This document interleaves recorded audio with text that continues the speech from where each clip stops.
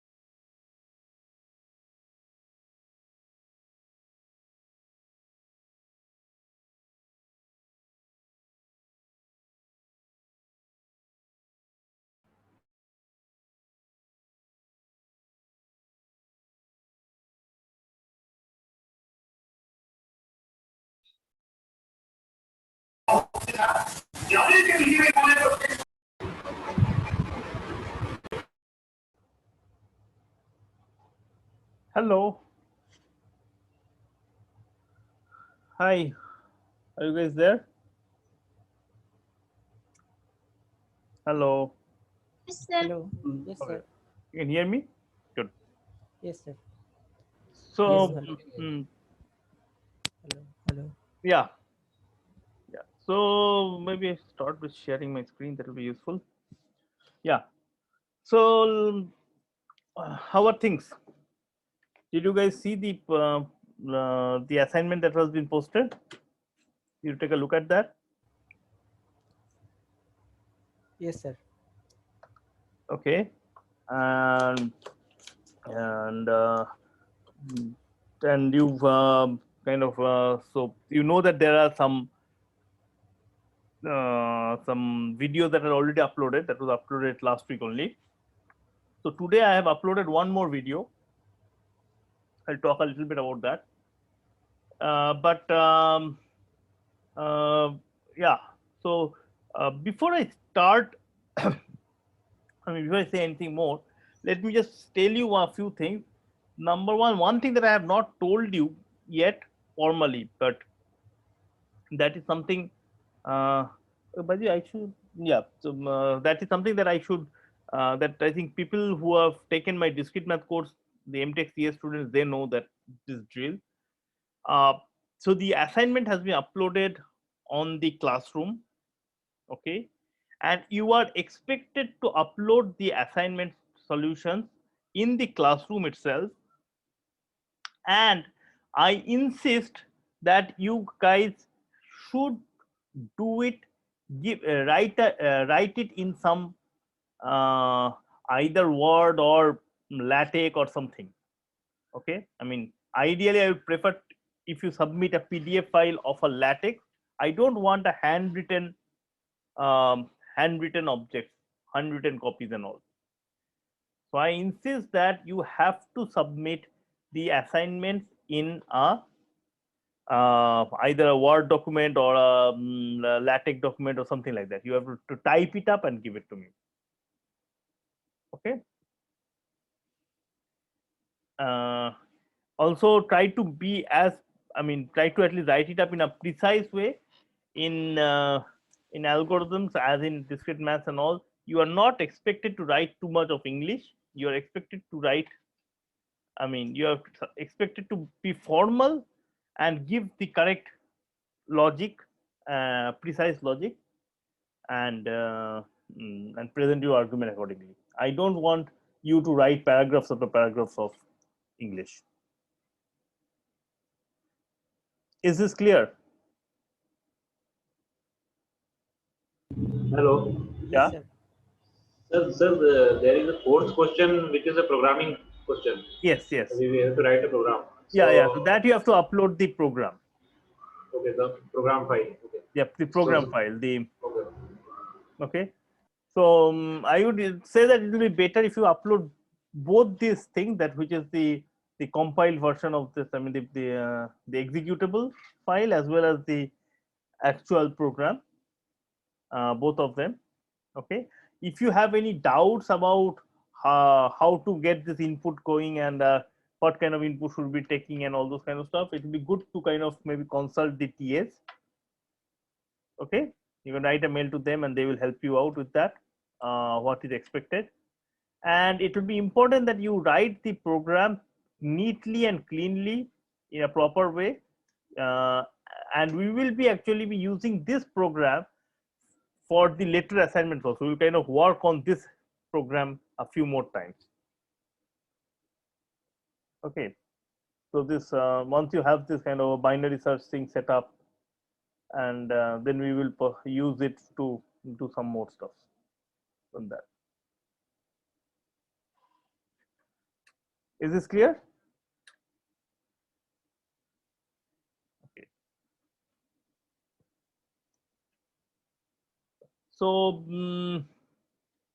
okay, the another thing is that I have got information from all of you guys about when will be the physical meeting. So as far as I understand, the physical meetings will be for the JRFs. It will be on Monday 4 to 5. It would be on. It will be with the MTech CS students from 6 to 7 on Monday, and for the MTech CRS students from 5 to 6.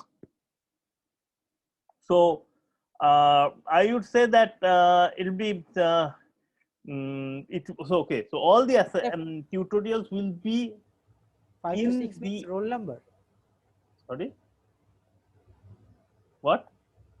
That number you mentioned, is it about roll number? Like those students with roll number 5 and 6, 5 to 6 would be No. present. No, all this no, time. no. Are you a MTech CS or MTech CRS student or a JRS student? MTech CRS. Okay, MTech CRS students, all of your tutorial, if you want to come, the physical tutorial will be on Wednesday 5 to 6. Okay. Okay, so Wednesday 5 to 6 there will be a tutorial which will be physical, meaning it will be in the class. It is not compulsory for you to come. If you have any doubts, you can come and the TAs will help you with it. It will be kind of help, some amount of interaction physically that will be done. It will be in the ACMU seminar room. It is on the, if you guys are not familiar with this the geography of ISI, so it is in the PGA building, in the 6th floor of the PGA building, Platinum Jubilee Auditorium building.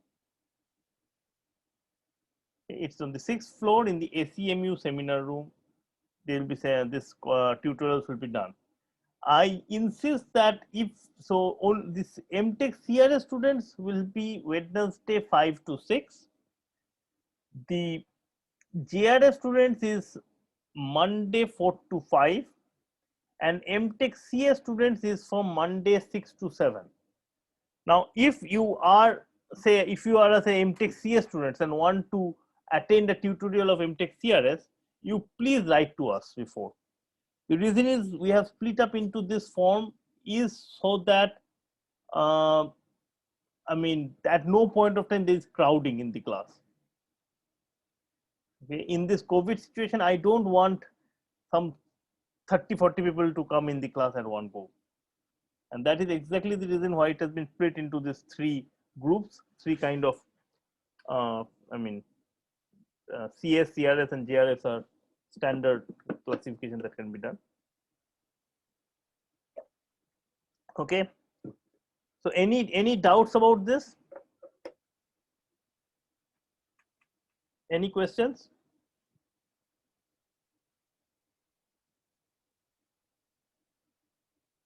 So this is going to happen every Wednesday or only this Wednesday?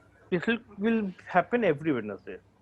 So weren't you told about this thing earlier, Sucharit? No, sir. Okay. So the person who was who took your, who supposedly took your, I mean, who gave me the information that this is a slot, that is a good slot for you guys and all, is what is the name of him? And I think he is not there in the class right now, if I'm not wrong. I'll tell you. Asif Kalam. Asif Kalam. Are you there? Okay, sir. Maybe he mentioned, but I didn't read it, I think. Oh, wonderful. Okay, then that's your problem. I didn't check the message, all messages. Okay. Is it fine with rest of you guys? Yes, sir. Yes, sir. Okay. Just before I start, actually, I just want to have a quick poll. I want to see how many of CS, CRS, and JRFs are here. Can you just quickly answer? Because not many people are there at this point.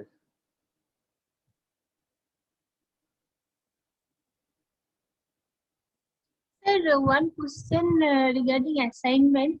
Yeah. If we are like question number 1, if we are asked to give a algorithm, then does it have to be 100% correctness probability, or it Yes. can? Yes. No, it has to be 100% correct. Unless I mention something otherwise, when I am giving you an algorithm, when I'm asking for an algorithm, it really means it better be correct always. Okay. Okay, it has to be correct in the. So okay, by the way, this is something, a good question, very good question that is there in this course. Unless until I have told you something else, okay, you have to mention almost by default. So the default of, sorry,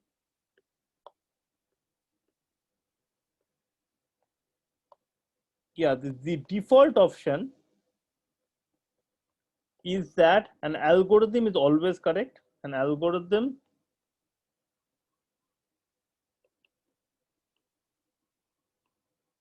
has to be correct on all inputs,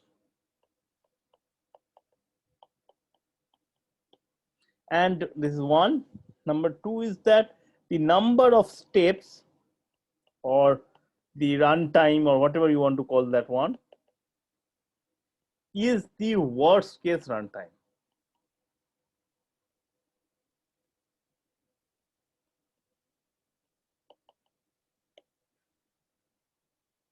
Okay. So it is the worst case runtime, and unless otherwise it has been mentioned. Okay, so if I say that, oh, comma, give me an algorithm that is, give me an algorithm that has a runtime of say log n or something like that. What I mean is that what I mean is that it has to have a runtime of log n in the worst case. Okay.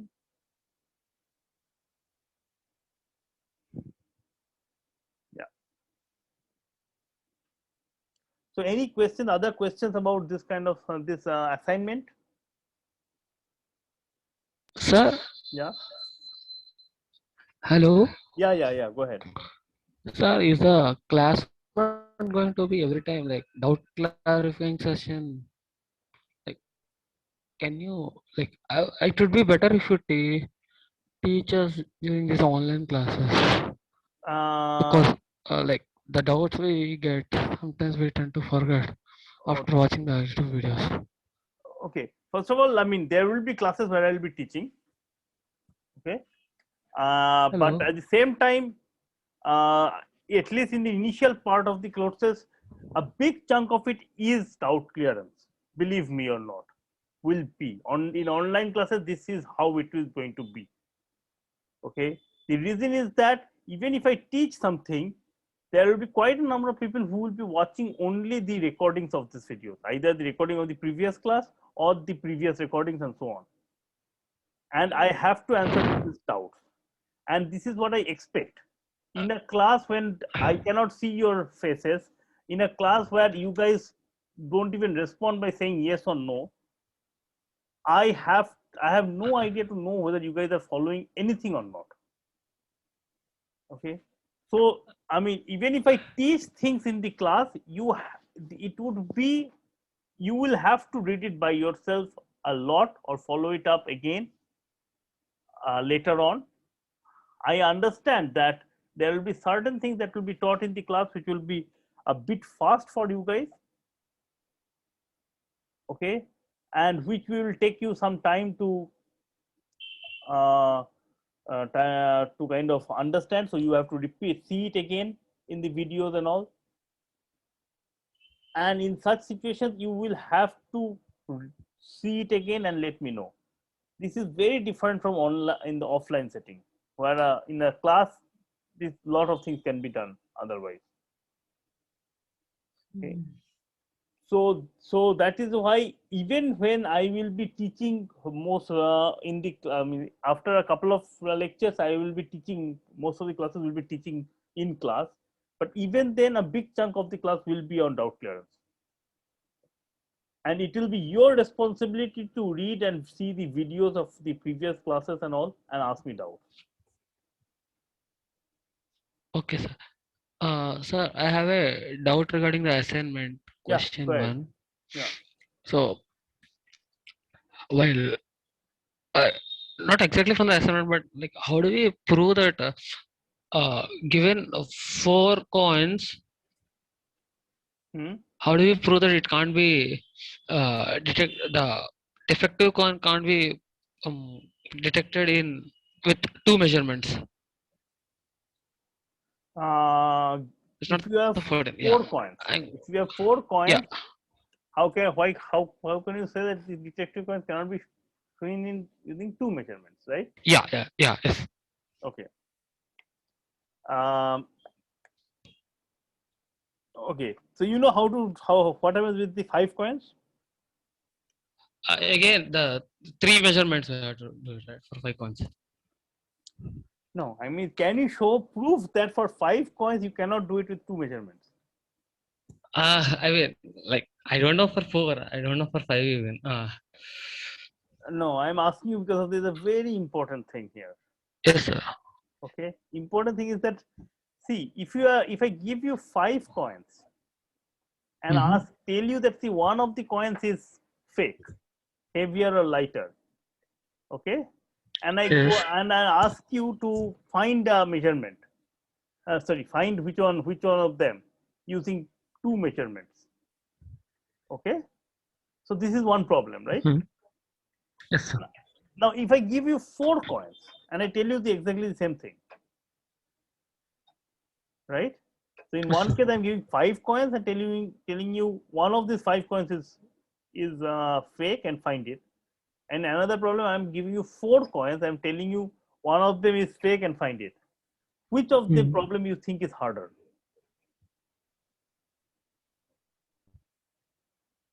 Think.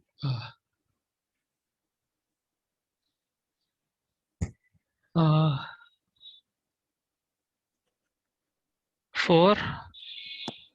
4 is harder? Yes. That is the exact bond for the 2 coins. I don't think you understood the problem. Okay.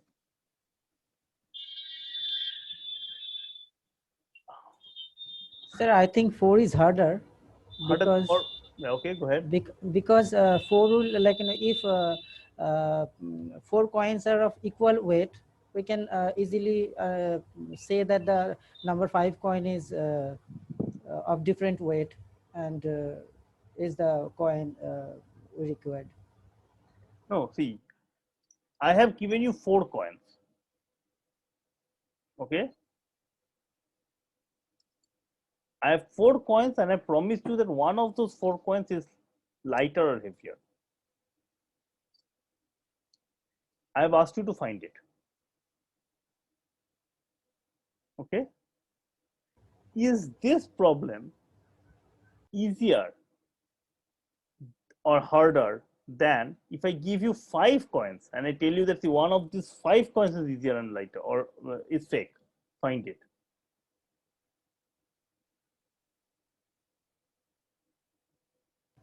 So that's what I said, no? Like, all the original coils will be of same weight, Yes. and the remain, like, only one coin will be of different weight. So if we find that 4 of them are equal weight, then the rest, fifth number would be easily to decide which one is fake. Yeah, but that is same thing you can say about the four coins, right? If you find 3 of them to be equal weight, then the fourth one will be easy to decide.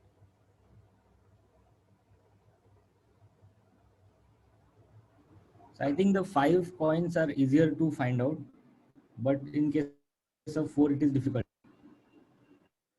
I mean, that is the most logical thing. For example, let me ask you a very simple thing, okay? You have one friend. You are trying to find out where your friend has gone. Is it easier to find out your friend in a room full of 100 people, or is it easier to find your friend in a room full of 500 people?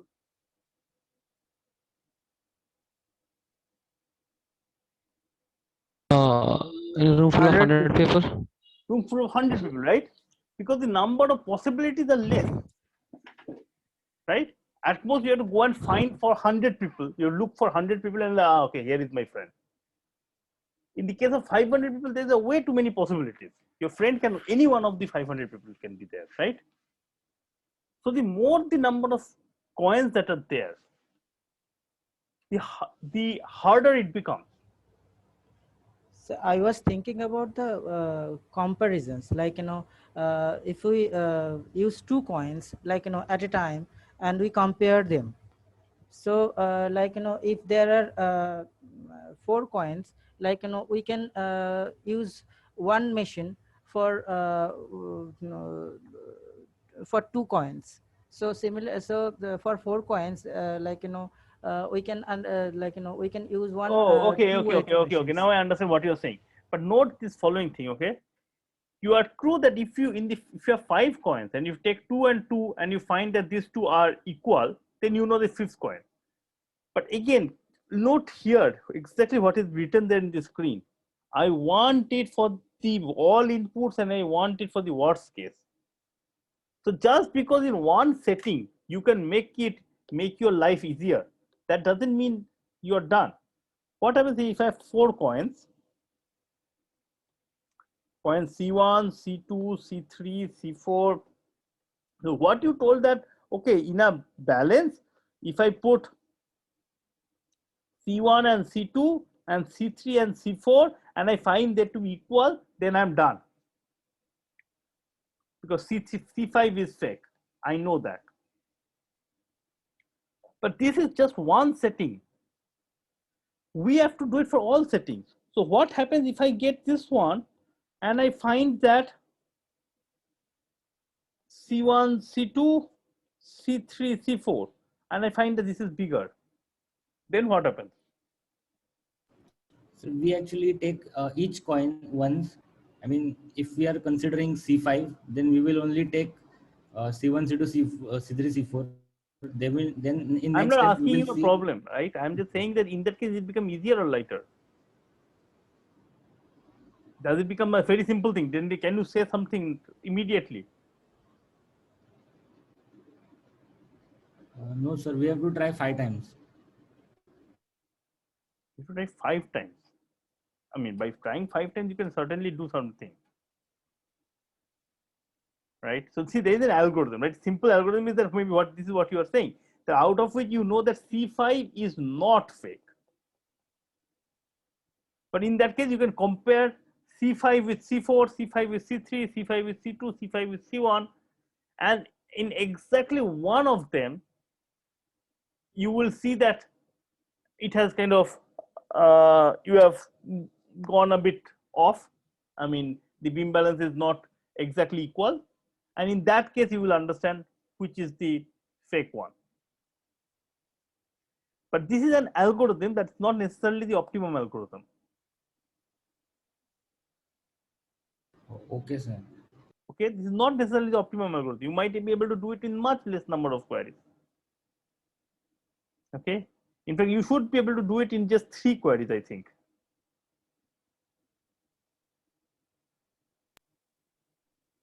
Here, but see, the problem that I was saying is that think about this one. Here you have 5 coins and you have something that you have done, right?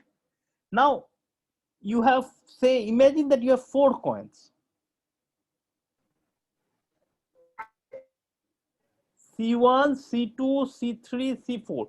Remember that we know that exactly one of them is fake.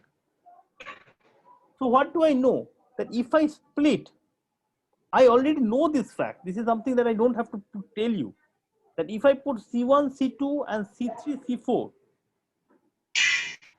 in this setting, then either I will get this or I will get this. It will not be equal, right?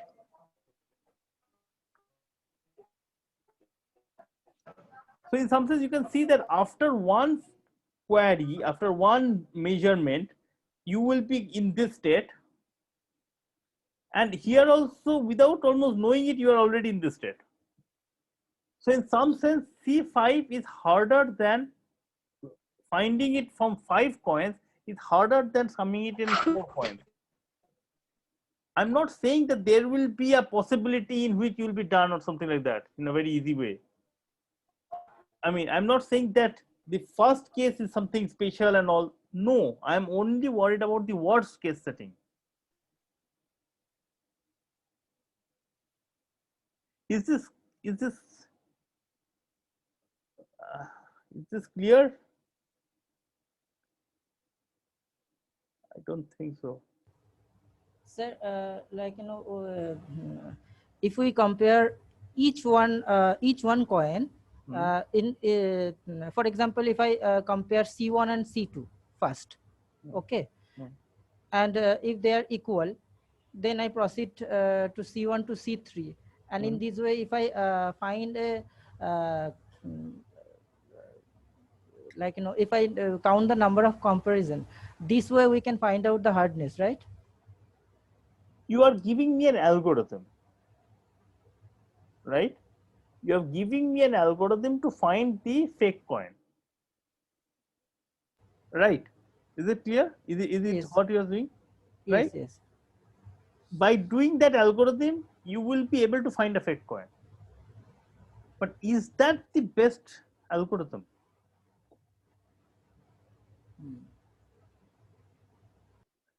Is it necessary that that is the best one?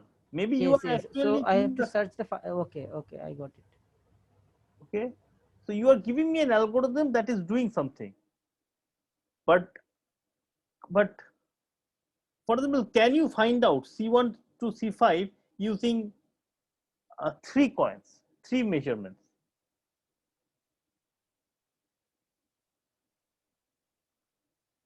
Let's see, maybe this is something that we can do all of us together. The rest of you, can you all think about it? I have 5 coins. I have, say, 5 coins, C1, C2, C3, C4, C4 and C5, and I am guaranteeing you that exactly one of them is fake, meaning it is either light or heavy. Exactly one is fake. Now find using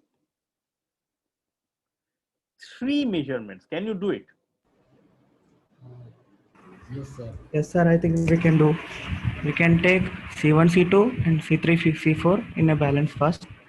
Okay. If If they are equal in one shot, it will get over. C5 is the So fake you coin. are first doing C1, C2, C3, C3, C4. C4. Now there are two cases. In the case Yeah. one, which is that you are getting equal. So in that case, I know that C5 is fake already. I don't have to Yes. even measure it. I know C5 is fake, right? If they are not equal, then If they're either not, then without loss of generality, let's say assume that we are this Yeah. one. Okay, without loss of generality. This is a term that you might not have heard before, but the main idea is that from the point of view of a algorithm designer, whether this side is heavier than this side or this side is heavier than this side, how does it matter? It is just numbering. The algorithm will be just the symmetric of each other, right? So I can just explain you only one side of it and the other side will be obvious. So in such situations, we say that without loss of generality, we can assume that C1, C2 is heavier than C3, C4. Because the idea is that, okay, in the worst case, I mean, not worst case, the other thing is that the opposite can happen. Like C3, C4 is bigger than C1, C2, but in that case, it will just be the opposite. yes. Now we can just It's also kind of written take as the, WLOG for some time. now we can just take the C1, C2, put in the balance one side C1 and other side C2. Okay. If C1 is equals to C2, Yeah. then we are sure that fake coin will be either C3 or C4. Exactly. So if I put C1 and C2, if they are equal, then I know that neither of them is equal and neither of them is fake, because the fake coin must be heavier or lighter. It cannot be equal to something else, right? So in that case, if this is equal, so then fake coin must be either C3 or C4. right, So my exactly. next step is in one balance I'll put C1 and other balance I'll put C3. Must be If these two are equal, then C4 is or a fake coin. exactly. Good. So in that case, what do?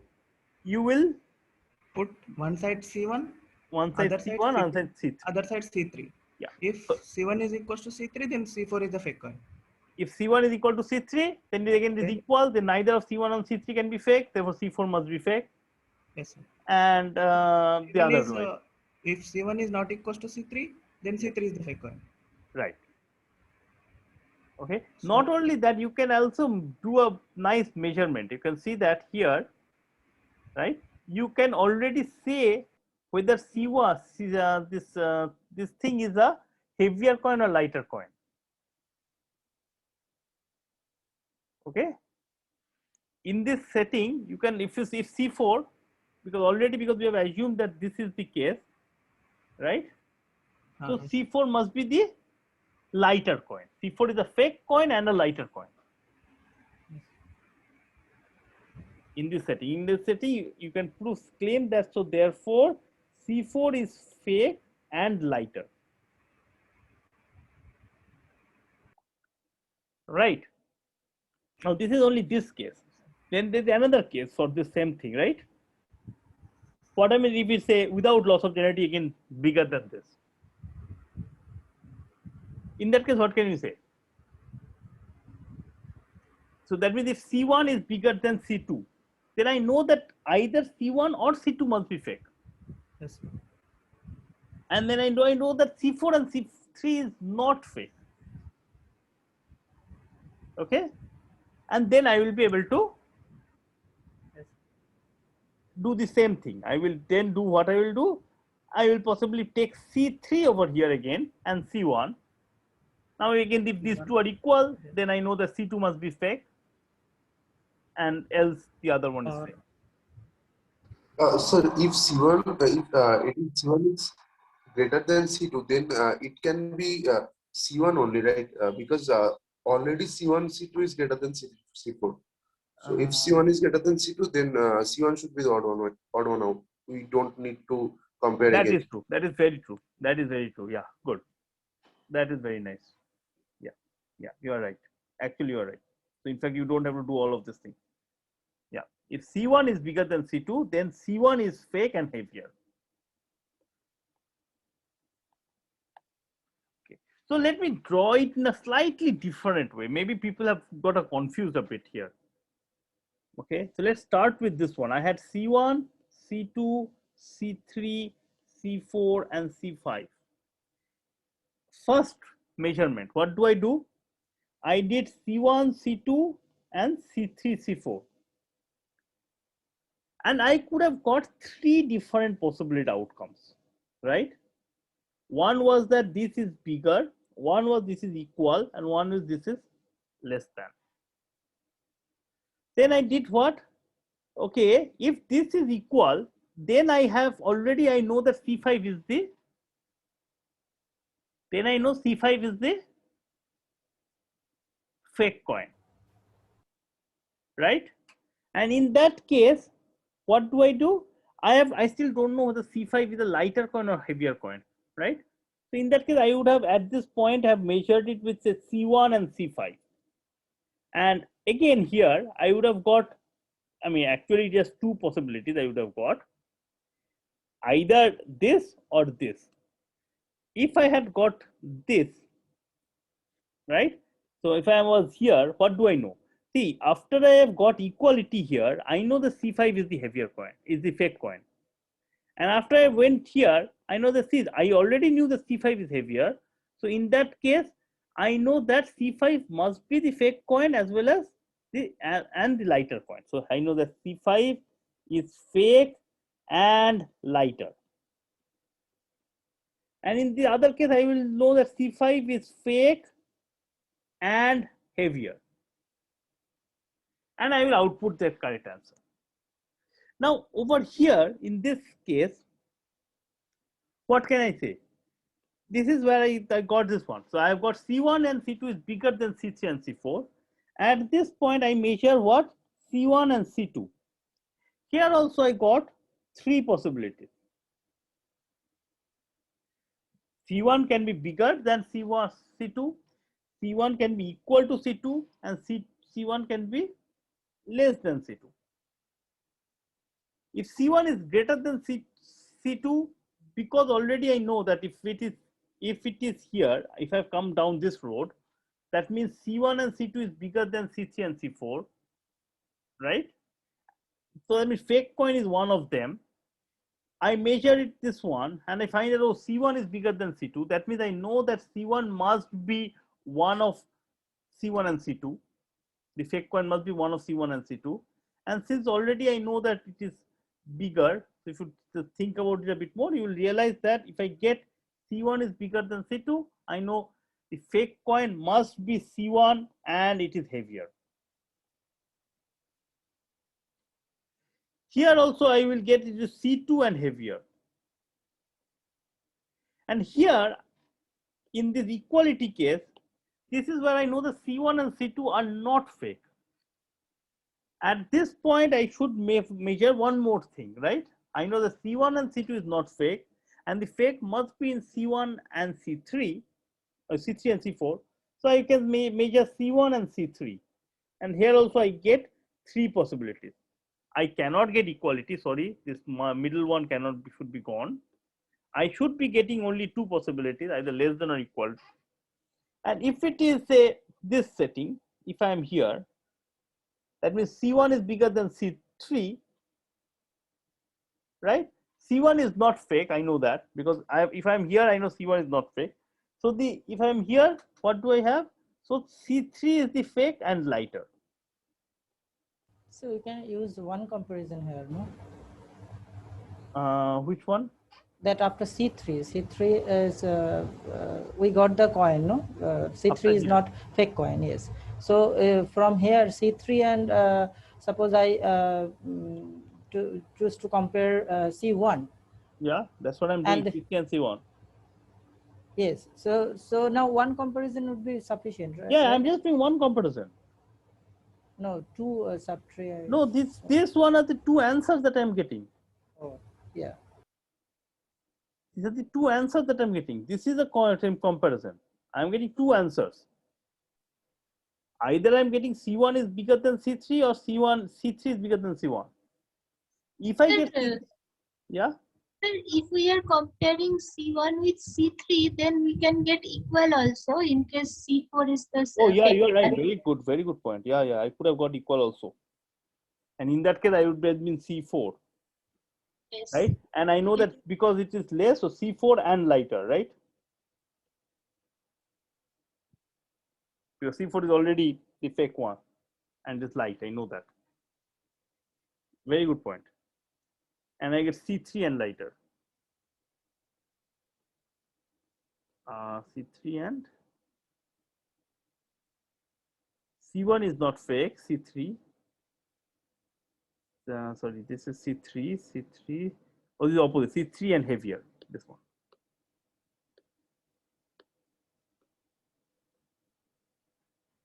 Heavier. Is this clear? Not every the leaf node. Yeah. I think this leftmost point is not possible because C3 is anyway lighter. I mean, C3, C4 is lighter than C1, C2. So, so C3 cannot be heavier than C1.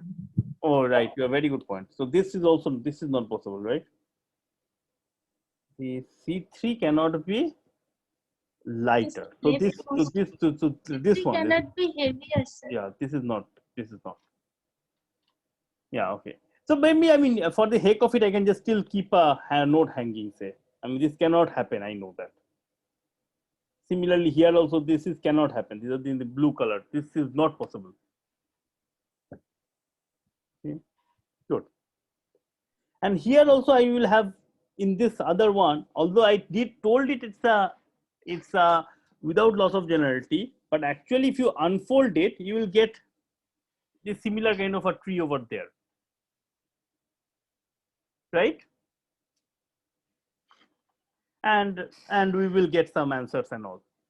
So note that what we are doing is that on the leaf nodes, we are answering a answer, giving an answer. Okay. On the leaf nodes, we are giving an answer. On the internal nodes, we are comparing, doing a comparison. So either some leaf nodes are not possible, that is fine. But for whichever leaf nodes is possible, we are giving an answer, a unique answer. And for all the internal nodes, we are doing a measurement. And the total number of measurements in the worst case is how much? It's actually, see, I mean, it is not the total number of measurements, the total number of measurements in the whole tree. Total number of measurements would be in any particular path, how many measurements will be done. So for example, in this path, I will be doing 2 measurements, 1, 2. In this path, I will be doing just, in this path, I will be doing 3 measurements, 1, 2, 3. In this part, I will be doing 2 measurements, 1, 2, and similar, so on. So the worst case measurement is the, you can use a different color here. The worst case number of measurements is the depth of the tree.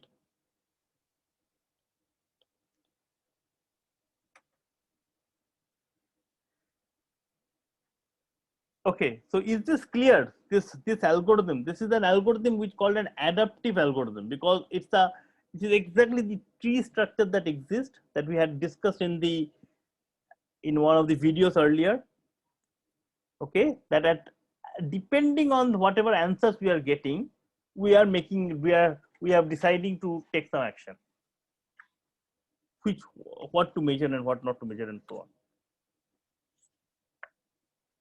So is this clear?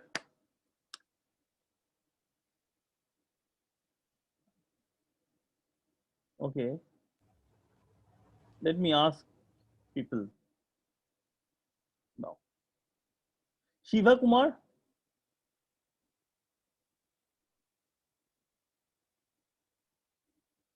Shiva Kumar was there. As soon as I called his name, he ran away.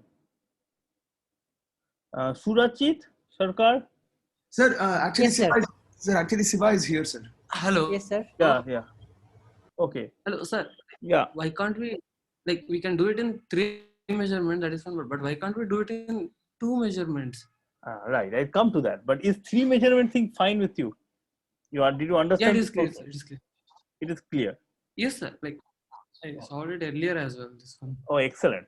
Now tell me, I have already the proof is there in whatever you are seeing right now. Why can't you do it in 2 measurements? Because of like the height of the tree. No. I mean, we can't. I mean, the height of the tree is, of course, they are part is an important part of it.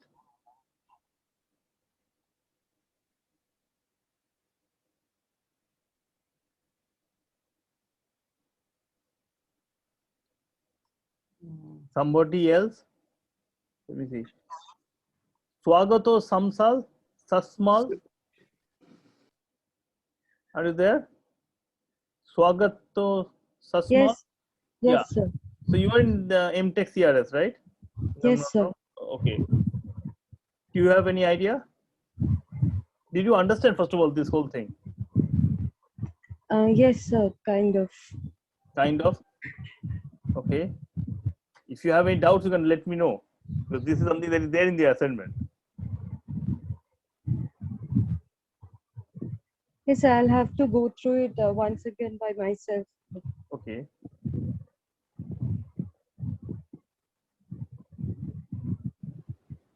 I think we need 3 because there are 5 coins, and one time we can measure only 2 coins. The system can measure 2 coins, so C1, C2, C3, C4, and then C5. So in 3 of the cases, we can do it in 2 measurements only.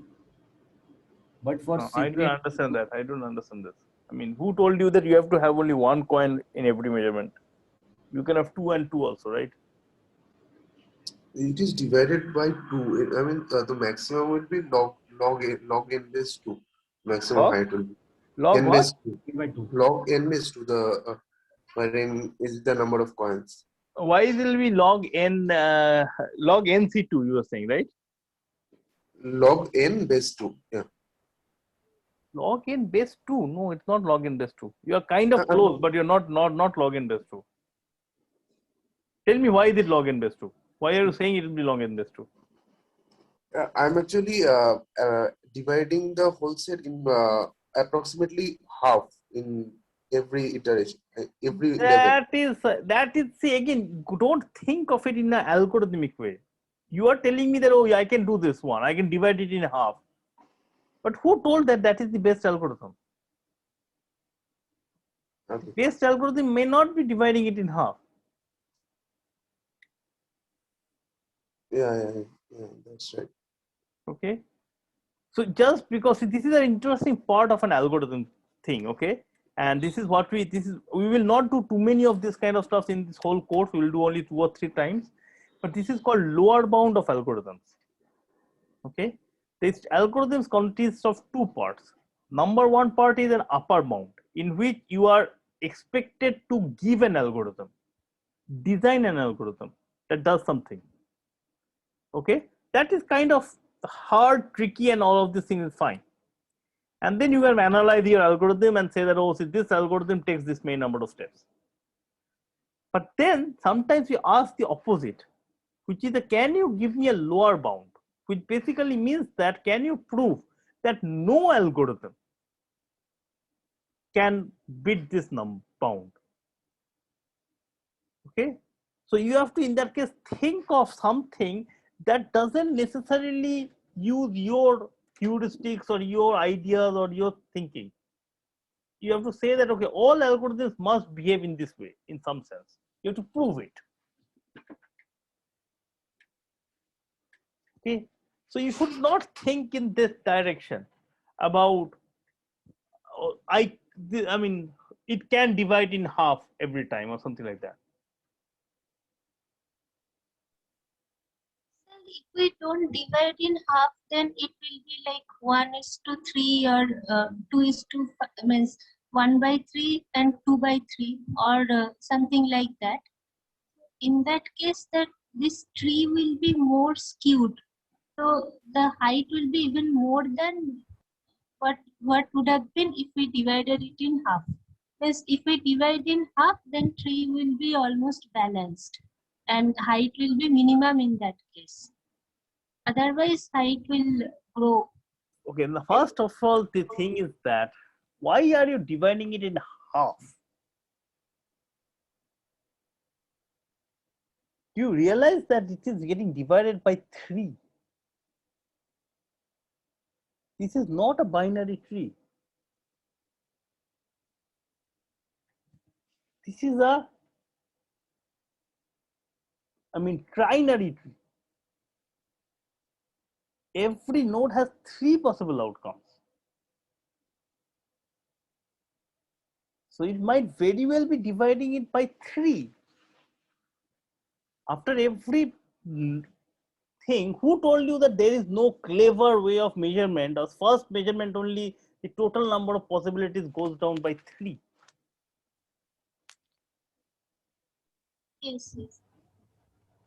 Sir, I think it is possible, but I don't know, because somewhere I read that binary, like the ternary algorithm will they are not. Sorry, sir, I could not frame the question. Yeah, don't think about what you have read. Think about what you are seeing. Try to think by yourself. You are people. Some people are close. I can see it.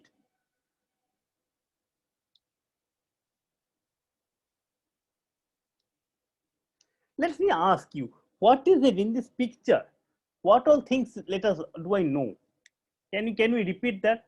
Can all of you shout out one after another?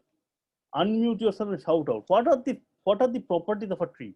First of all, you realize that any algorithm will look like a tree, right?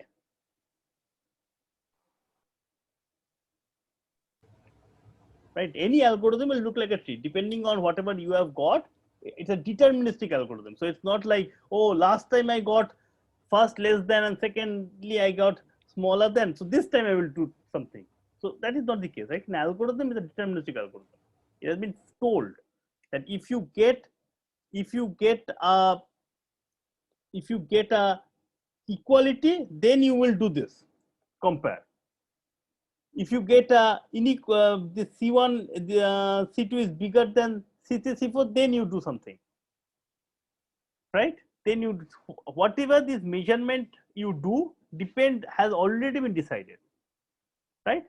So any algorithm looks like a tree. Now, is it clear? Any algorithm looks like a tree? Yes, sir. Yes, okay.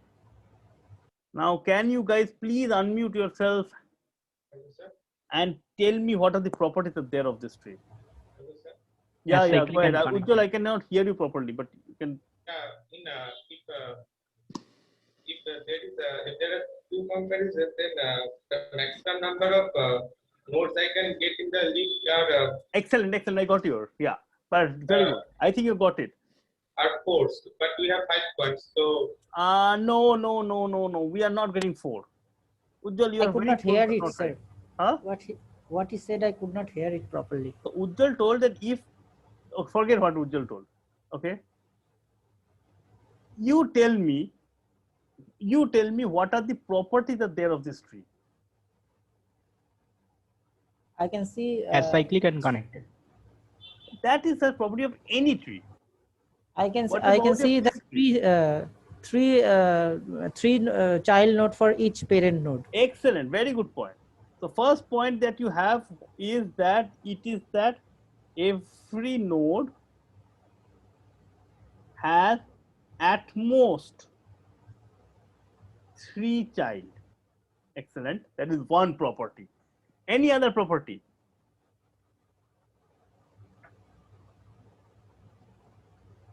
Any other property? It will be a complete trinary. It will be a complete trinary tree. May not be. Like for example, you can see that there are some blue nodes which are basically not useful, right? Okay. But what about the leaves?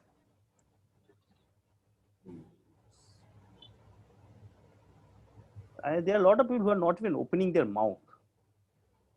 Gary Rane, are you there? Hello? Hello, Gary Rane, you unmuted yourself and then Yes, you sir. disappeared. Yes, sir. Yeah. Did you follow what is going on? Yes, sir. Okay. Can you say some nice facts of the tree?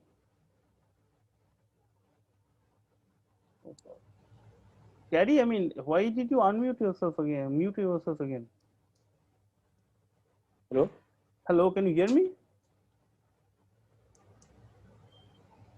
I think there's a connection problem. Okay. Mayank Deora? Yes, sir. Yeah. Did you Sir, follow what is going on? Yes, sir. So there will be some exact number of leaves. I think 2 to the power 5. I am not sure about this. 2 to the power 5. Because there are two possibilities either for each coin. It is either heavier or lighter. Okay, again you are thinking in the right direction but not correct completely. Luna Vishas? Yes, sir. Yeah, do you have some ideas? Any properties of the leaves? See the leaves, okay? I am taking out, taste the leaves. Any property of the leaf that you can think of? Each leaf will correspond to one coin and whether it's heavier or lighter. Excellent. So each leaf corresponds to what?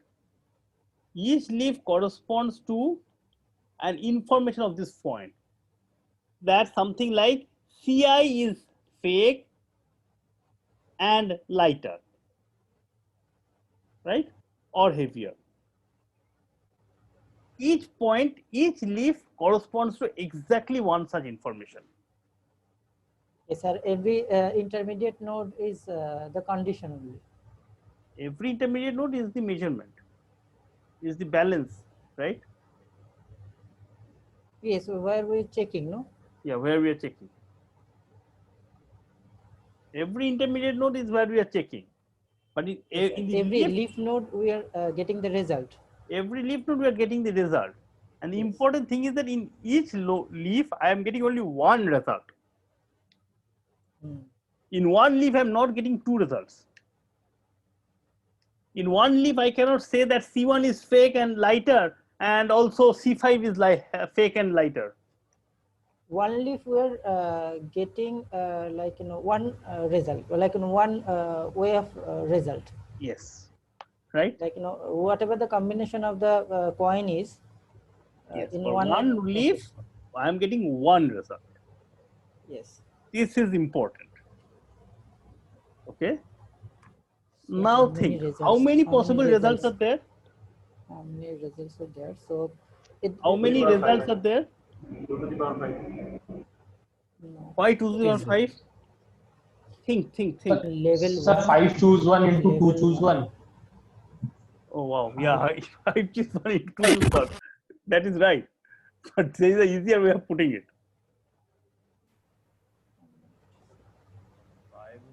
Yeah, so I mean, see, out of the 5 coins, one of the coin is fake, right?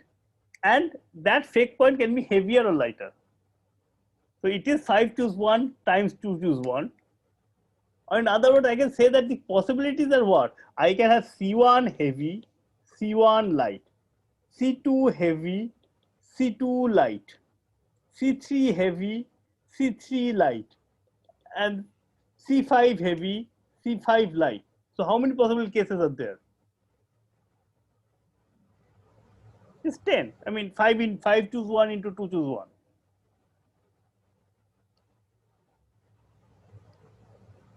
Is this clear?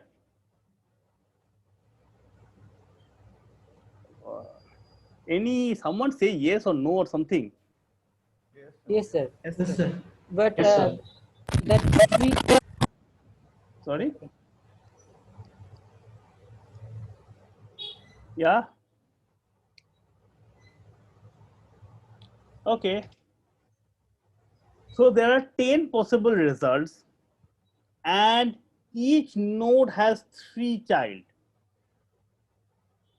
So if I have a tree of depth 2, meaning I am making 3 possibilities, in each possibility I have 3 things.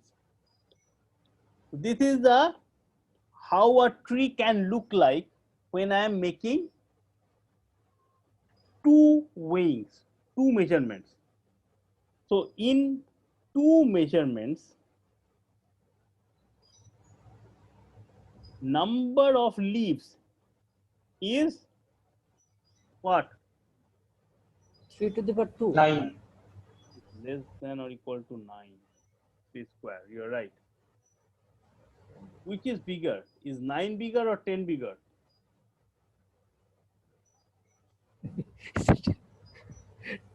10, sir. Now we see why it is not going to work with two leaves, 2 comparisons. The tree is supposed to output 1 information per leaf. There are 10 informations required. So there should have been 10 leaves. But with 2 depth, the total number of leaves is just 9. And that's why you need Another at least 1 more. I mean, the depth cannot be just 2. And if you think of it this way, the depth cannot be basically log of base 3 of 2n. So number of wings must be more than this.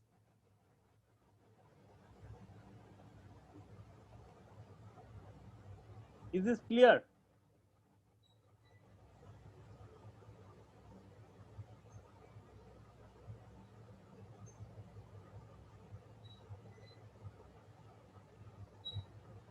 Aditya Shankar Pal, Yes, sir. is it clear? Yes, sir. It is clear. Okay. Anish Anand, is it clear? Anish Anand, is it clear?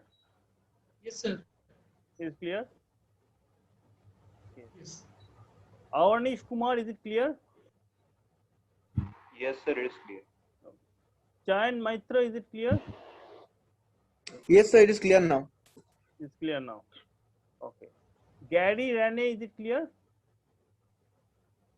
Yes, sir. Okay. Indranil Thakur, is it clear? Indranil Thakur, is it clear?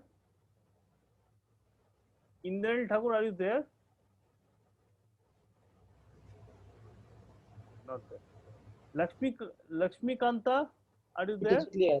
It's clear. Luna Vishwas, is it clear? Yes, sir. Okay. Manideep Aileni, is it clear? Yes, sir. Mayank Deora, is it clear? Yes, sir. Nirupam, is it clear? Yes, sir. Excellent. Priyabrata Mondal, is it clear?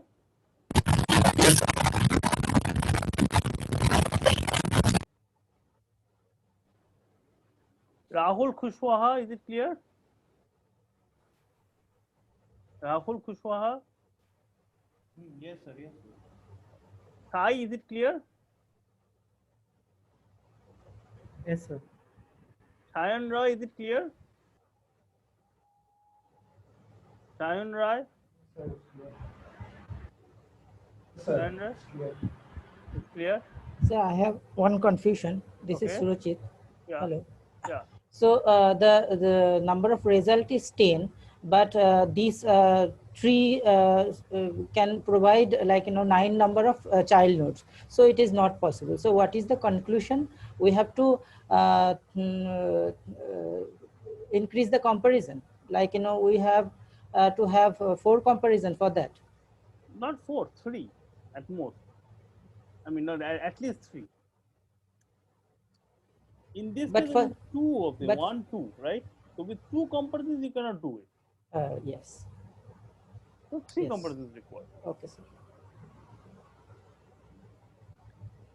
One. But I was thinking about these also. Uma Maheshwara Reddy, is it clear? Yes, sir. I'll go through it once again. But yeah, so far it's good. Okay. Sir, I mean, hello. yeah. In the case of 4 leaves, it will be 8, right? In the case of 4 possible. leaves, it will be 8.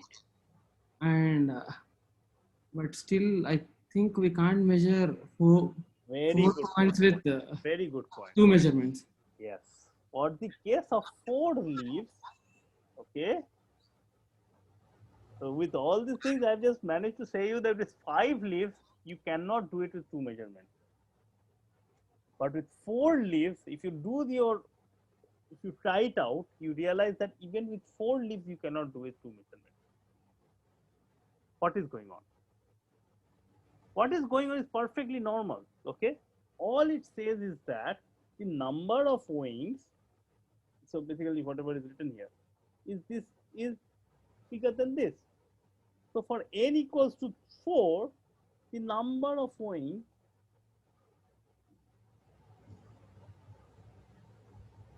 is bigger than log of 8 base 3, which is just 2, not even 2. Okay, I mean, like, yeah, it was 1 point something.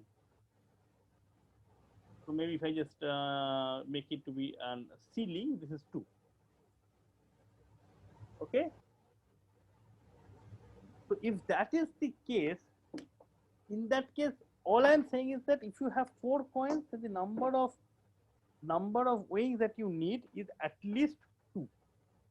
But this doesn't say that with 2 coins you will be able to do something. It doesn't say that 2 coins is sufficient. See, what happened is that I gave you an argument which gave us a lower bound, but that lower bound might not be tight. And this is what is happening here. I'm telling you that at least 2 wings are required. I'm not saying that 2 wings suffices. Okay. So how do you now go about proving that even for n equals to 4, you need more than 2 wings, or more than or equal to 3 wings? How do you prove it?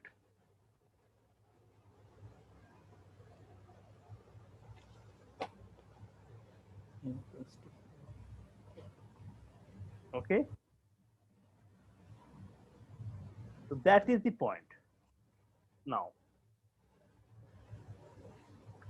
so maybe coming back to this whole thing that we started with, now you see why it is easier to prove that with 5 coins, 2 wings is 3 coins is required. But with 4 coins, it is not easy to prove that you need 3 wings.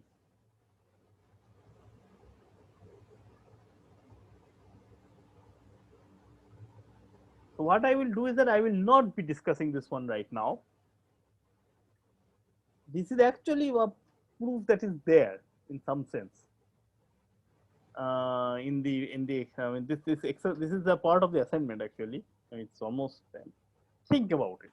I want you guys to at least think for yourself for some more time in the same way. Proof that you cannot find out the fake coin out of 4 coins with 2 wings. Okay. And I don't want you to prove it by doing an exhaustive search, that all possible combinations and all, and then it's not possible. No, there are some more easier or more beautiful ways to do it.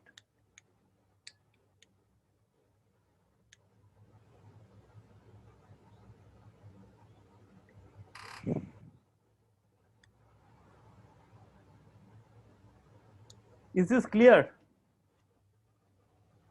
Now that I have done this drill once, don't make me do it again. When I say, is it clear? Everybody should unmute yourself and say yes or Yes, no sir. or something. Else I will go over this whole thing again.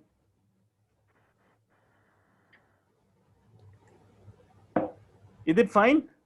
Is the problem clear? Yes, sir. Sir. Yes, sir. Okay. Yes, sir. Okay, so good. So that is the assignment's first problem. Now, any other questions that are there about the assignment or about the 3 videos that has been uploaded so far?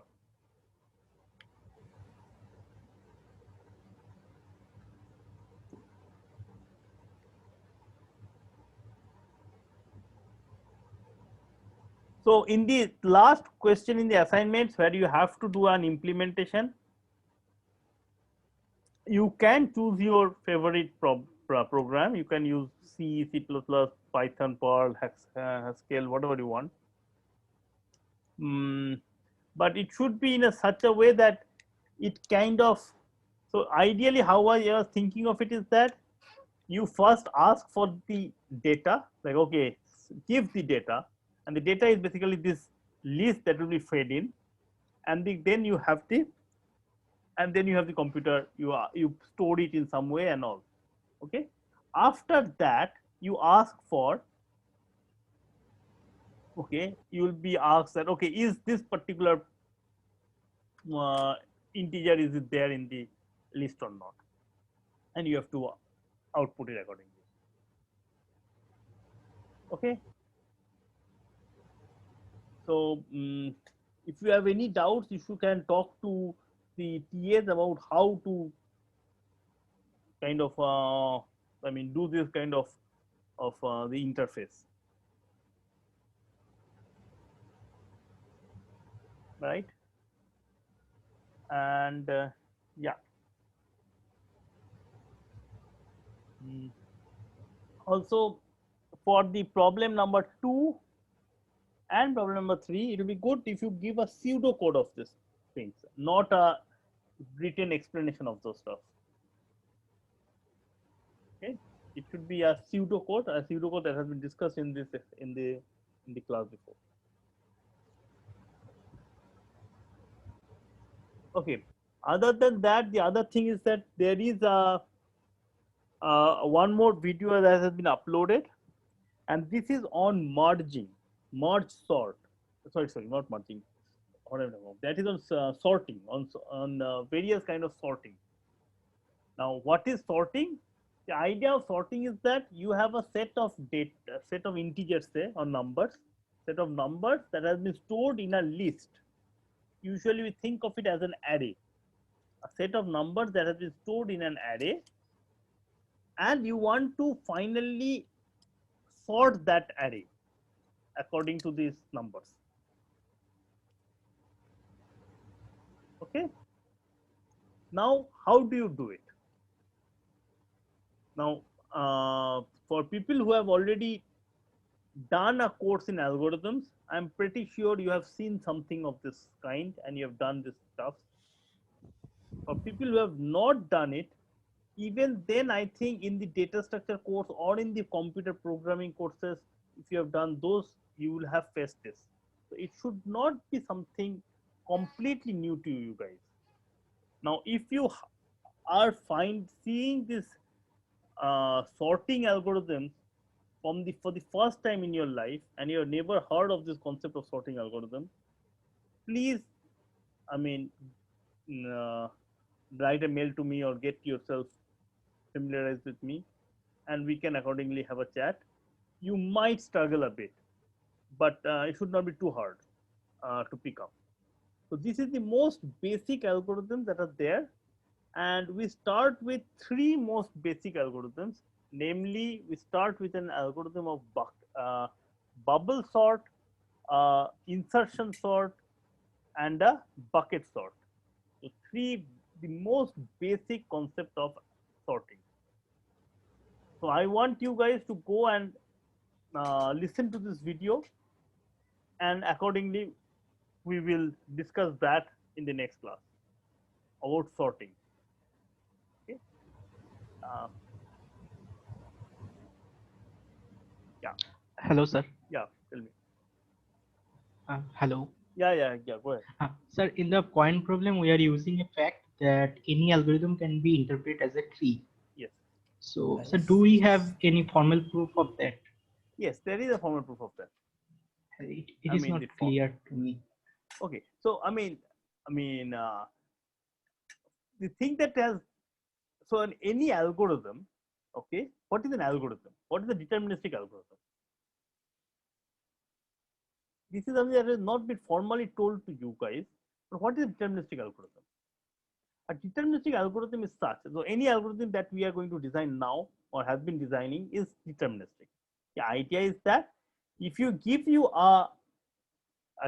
you a input, the same input, okay, the output at every time will be the same.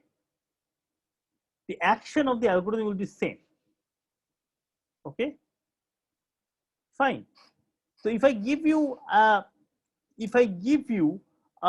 input where I have the I have these 5 coins, C1, C2, C3, C4, C5, and I have given you that, okay, the weight of all of the coins is 1 and this coin is 0.5, okay, then it will always follow a particular rule. It's an algorithm, it's a deterministic algorithm. So it will start with deciding that, oh, okay, I will start with querying C1 and C2 and C3 and C4. It would not change this particular thing. Now, once I get an answer to this, right? If that answer, whatever that answer is, right? The answer will be something like, for example, here it will be, the answer will be like this. The algorithm will always have already decided what will be happen. Because the algorithm is deterministic, that means if till now the process that has happened is exactly same as earlier or what in some other algorithm, then it would have decided what to do next. Okay, and so in other words, if I therefore, so at this point it is already decided that if I get this kind of answer, I will be querying, in this case I will be querying, say, I don't know, C2 and C3 or something like that. Okay, so this algorithm happens that it's not like that, oh, see, this time I've got C1 and C2 and C3 and C4.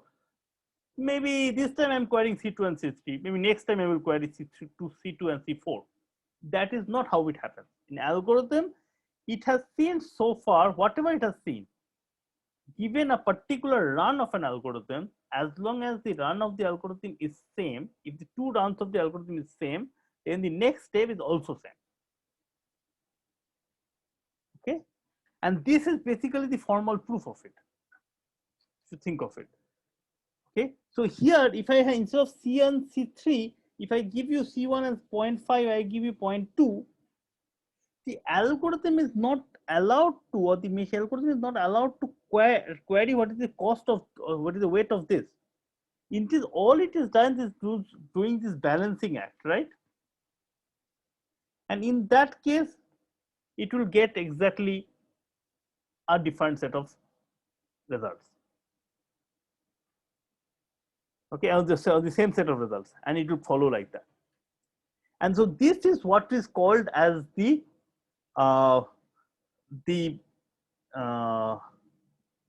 formal tree, the computation tree of the algorithm. So this is also something that was done in, I think, which thing it was done in the, either in the binary search algorithm or the proofs of theorem of the video or something. So any algorithm, any deterministic algorithm can be thought of as a tree structure, where you start from somewhere. The algorithm, the first step the algorithm does is, without knowing what the input is, it just does it. Then it gets an answer. Now, if that answer, according to that answer, it will do something. Now, in the next run of the algorithm, it will again start from the same thing, because it has not looked at the input yet. And if the answer it gets is the same, it would do the same stuff again. This is a very important part of what an algorithm is, and this is, you should always know this one. An algorithm, if you run it 1,000 times on the same input, it would do the same thing. It is a repetitive stuff. So if so it starts from a particular action. So the algorithm starts with an action 1. Now the action 1, whatever that action 1 is something that is determined beforehand. The algorithm says, this is how I start. I will ask what is the first letter of this, or I will ask what is the 100th letter of this. Doesn't matter. He doesn't know anything of the input. First thing is an action 1. Now after that action 1, according to this input, it might get a lot of outputs, right? And if the output is of a particular kind, it does the next one accordingly. Now, in the second run of the action, he will do the same action 1. And if in this setting, he gets the same answer, so this is the answer, say answer 1, and this is the answer 2.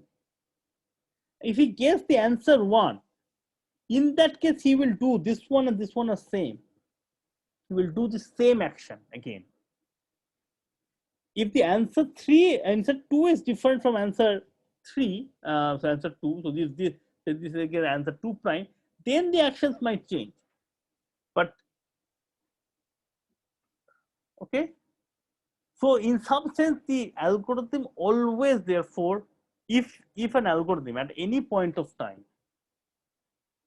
or rather, let me put it this way, these are called the runs of the algorithm. The 2 run of the algorithm, if it is correct for it is the same for the first k steps, the action that is done in the k+1 step is also same. Only if the answer it receives from the input or changes, if is different from the k+1 step, it will diversify after that. Is this at least more or less clear, or it is not clear? Yeah. Sorry? Yes, sir, I have to think more. Okay. Yeah, think more. Yeah, it is very important that we are thinking of it an algorithm. That's the most important thing that I'm trying to point out here.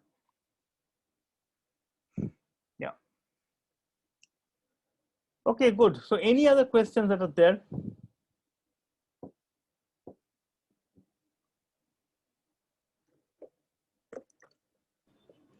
Sir, I had a question about binary search tree. Yeah, go ahead.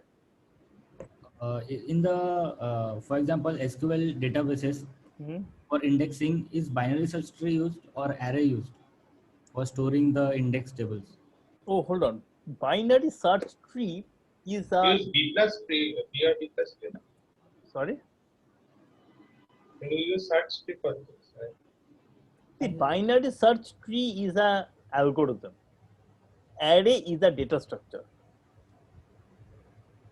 Okay. Now there is a binary search data structure also. Don't get confused with those two things. Okay, sir.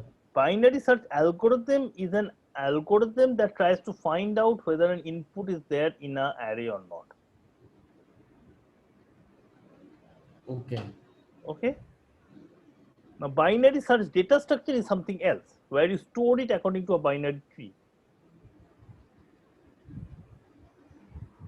So search tree is the data structure and we use binary search algorithm. You can have data structure is the array. Data structure for binary search algorithm always works on an array.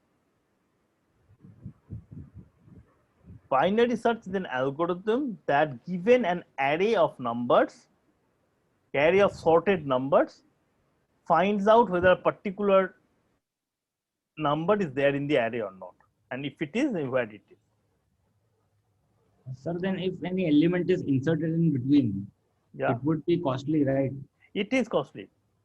It is very costly. Inserting an element in between is a very costly affair.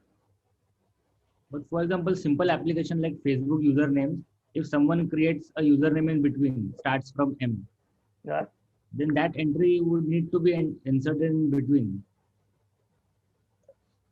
That so is true. Do they use array to store that index? Most of the time they use array or double array kind of stuff. Okay. Yeah. Because array helps in So this is something that is that you will see it either you have already seen it in these videos or it will see it in the video that has been given, that this is a difference between an array and a linked list. Okay, in an array, because you have random access option, so finding out where it is a very easy thing to do. So searching is the easy thing to do. Okay, but because of the structure, inserting is a very costly thing. On the other hand, if you have a linked list, then finding whether a particular element is there in that linked list or not is a hard thing to do, because the linked list you have to go through it, it doesn't have random access. Okay. Yes, sir. So in that, but in the linked list, adding or deleting is very easy. Okay. So then in the application in which we need both things, like we want to insert. It depends upon the application. It depends upon the application. For which application you need what is something. So there are applications in which you need linked list. There are applications in which you need arrays. And now there are applications in you need some other kind of data structures also. If you have done the course in data structures, you will have. Hello?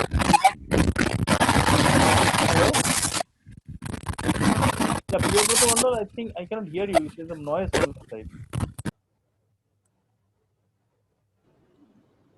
Yeah. Okay. If you have any question, you can write it in the chat or something maybe. Yes.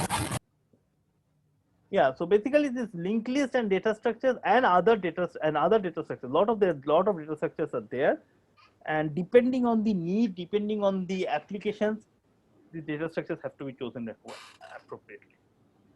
If you have done a data structures course, you have seen a lot of this kind of stuff. Unfortunately, in this course, we will not be doing too much of data structure. I will possibly give you a few pointers here and there about data structures, but I will not be going into data structures that much, except for this arrays and lists, arrays and linked list a little bit. That we have done. Hello, sir. Yeah. Yes, sir. I have one question. Like for binary search algorithm, the time complexity is log n to the base 2, but for this ternary search algorithm, it will be log n to the base 3, right? But why don't you then why we don't use that ternary search algorithm? A very good point. What does it mean by ternary search algorithm? Ternary means that like in tree with three. Hold on. Don't just try to say something that you just thought about right now. Think of it. What do we do in a binary search? Binary search, we divide the array into two parts. And divide the array into two parts, and I am asking is it here or here, right? I compare it with here, and accordingly I do that. Exactly. So right. But what do we do in a ternary search? So we divide it into three parts. So I can use you divide like into three parts, and you will query is it bigger than this, you will bigger than this, and so on, right? Right. So here, if I think of it, this is equals to f of n. If I said for the cost of finding this array, of course of finding it here, is a constant. That constant is a 1 here, say, right? I have to make one query with this in central object, and then I will know whether to look at in this half or this half, right? So f of n by 2. So this is the amount of time cost that will come for doing a binary search, and this will come up to be log of n base 2. Clear? Yes. Now here what happens is that you have f of n, and this is equals to how much? 2 plus. 2 plus, you need 2 plus f of n by 3. Okay. So in this case, it will also come out to be, something. It will come out to be 2 times log of n base 3. Okay. So you are right in that respect that this one or something like this one is better than this one possibly. Okay. Now the thing is that I could have asked you about, okay, why not, why just 3, why not 5, Yes. why not 10? So I think the variable number that constant time will increase in that case. This For example, will increase. Yes. This will also increase. Okay. Yes. Now the thing is that, so this is where I think if you guys have not done any, this is something I should have pointed out earlier, but it is there in the web page. If you have not read this, I mean, have you guys done a little bit of asymptotic notations? I mean, In I'm asking Automata, particularly yes, we have. people in the CRS group, MTech CRS. Have you done asymptotic notation? So we have done little bit of The asymptotic notation in notation Automata. is big or smaller thing? Yes, big or small thing. Yes, we have done that. Okay, very good. If you have not done, there is a link in the web page. You should take a look at that. There's a link in this web page on asymptotic notation. I am hoping that the MTech CS students whom I have taught discrete math, they will still remember asymptotic notation. Okay. So in the asymptotic notations thing, this one and this one are basically asymptotically, I mean, they're theta of each other. Okay. So they are not significantly jump. So that from n, if I improve it to log n base 2, this is a massive jump. Okay. But from here, if I improve it to say 2 log n by 3, this is not a big jump because these two are theta of each other. Okay. So yes, you are right that this can be improved a little bit more. But now question is that if I keep on increasing that 3 to some bigger number, okay, then you can, so try to convince yourself that you will, I mean, slowly, I mean, you will not produce, you will never be able to produce something which is a quantity. So it will become, say, this can become n log n by k minus 1, k plus 1 kind of stuff like that. Okay. Prove that for all k, okay, k log n by k plus 1, this is actually omega of log n base 2. Fix your k, that k can be a constant, the k can be a variable in We n. can write log k plus 1 base n as log base 2 n.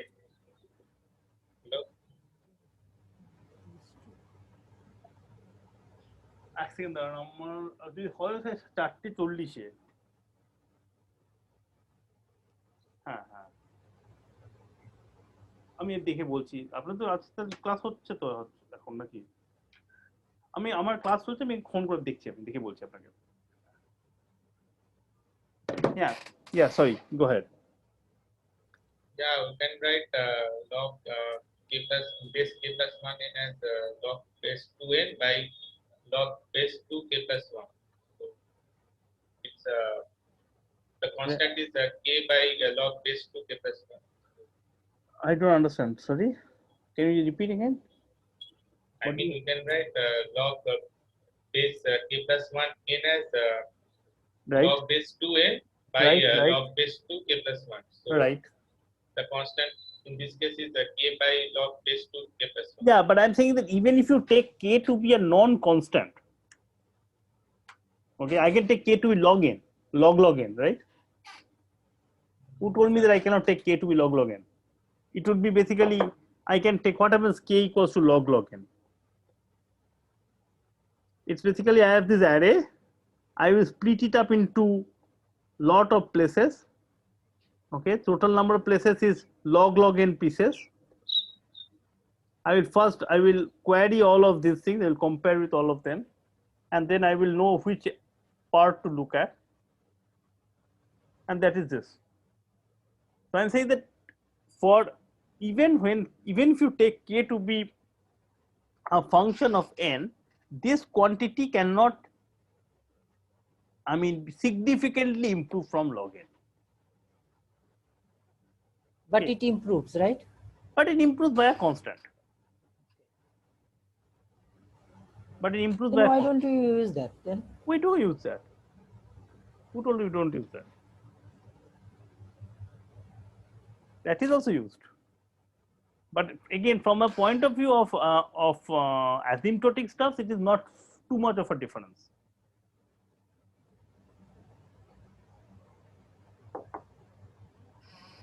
I mean, there are certain other issues that are kind of there. You will realize when you write the, you have to write the binary searches actual pseudocode, is that when you write a binary search pseudocode, there are a lot of these base cases that has to be taken care of. Okay. So when you do a trinary search, the number of base cases increase.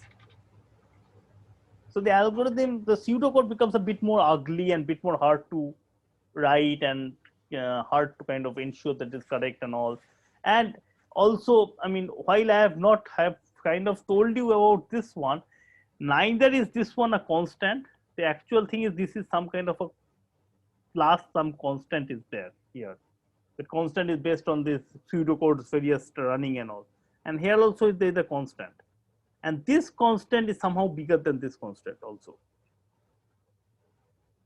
So as a whole, it is not 100% clear whether you have made too much of a progress.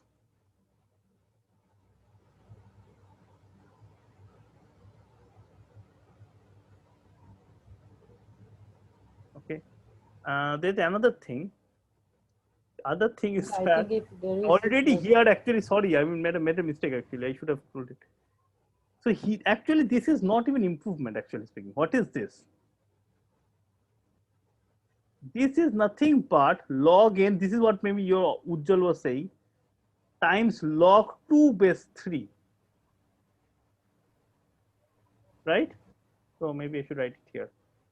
That log 2 log n to base 3. This is equals to 2 log n base 2 times log 2 base 3, which is log n base 2 times log 4 base 3.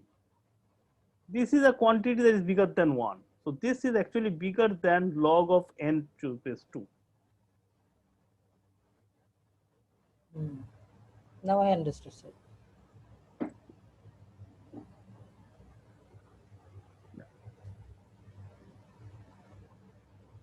Okay, any more questions about binary search or other stuff? Hello.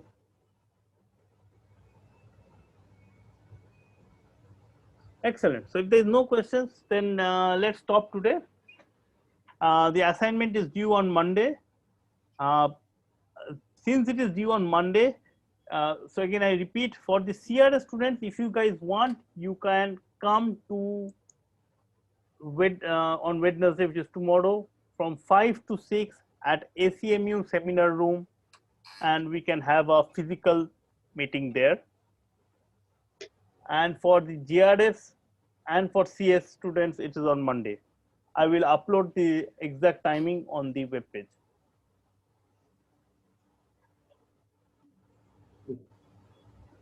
Okay. Yeah. Not every week will this be happening, or we will be having it every week. I am not necessarily that I will take it every week. I will ask the TS to at least be there. But I mean, whoever wants, they can come and have a discussion face to face every week. Okay. Okay, it's not a compulsory thing. Okay. Okay. Okay. Thank you.